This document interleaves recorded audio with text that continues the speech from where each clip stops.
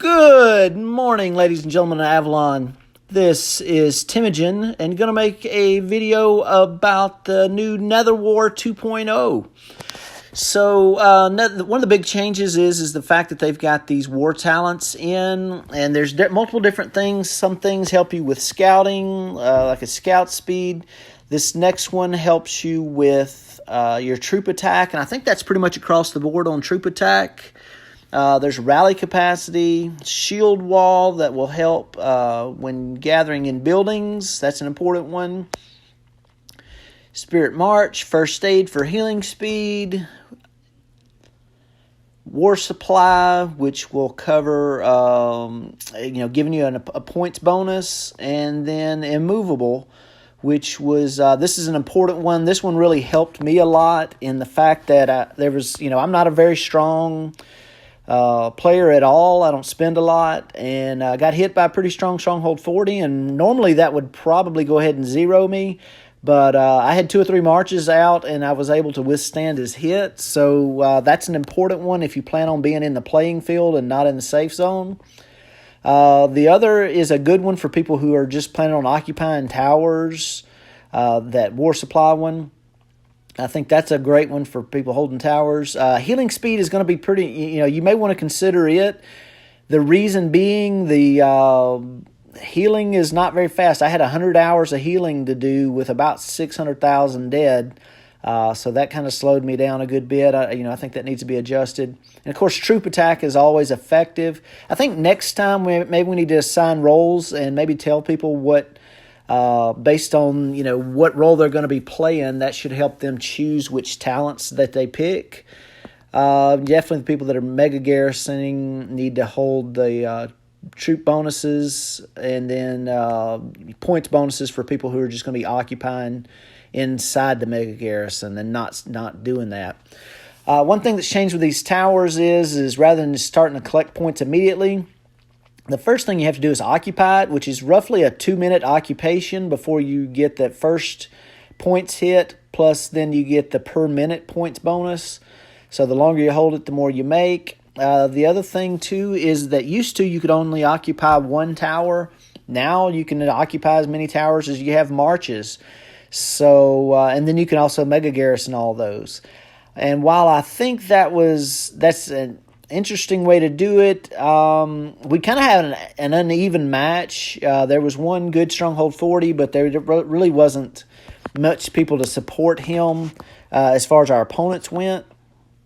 So once we had everything locked up, they really couldn't knock us loose because we had our big guy was in, our leader copy, and then Aaron, who have really good stats.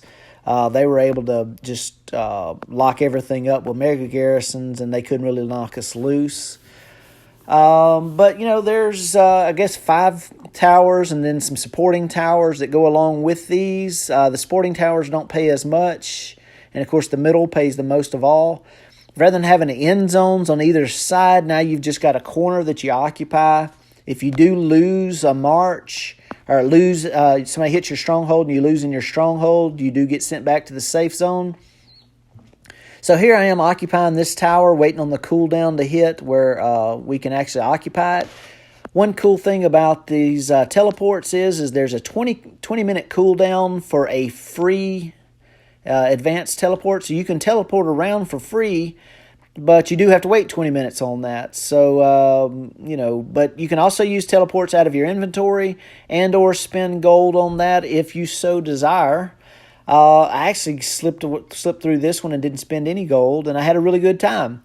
So, I definitely think that this is a good event for the free-to-play players, and also gives the ability for the spenders to come out and, flex their muscles a little bit. Let's see. So we're just kind of occupying this, waiting on these occupation things to come in and hit.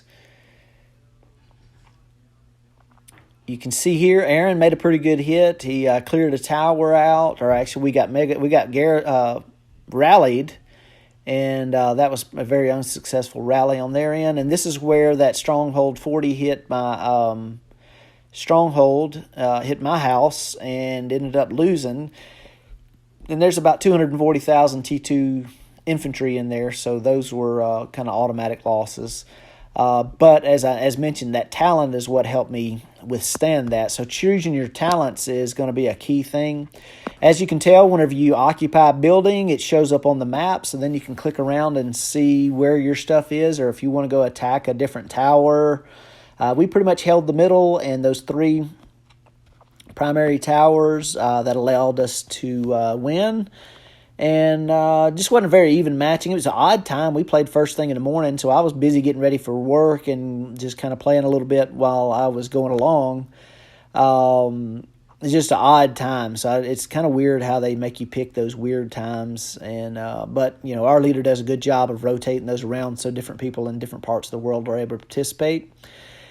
And so that's pretty much it, guys. Things are different. There's no more Nether monsters out anymore. There are crystals. I didn't have a chance to grab any of those. They were already taken. But anyway, thanks for watching, guys, and please subscribe.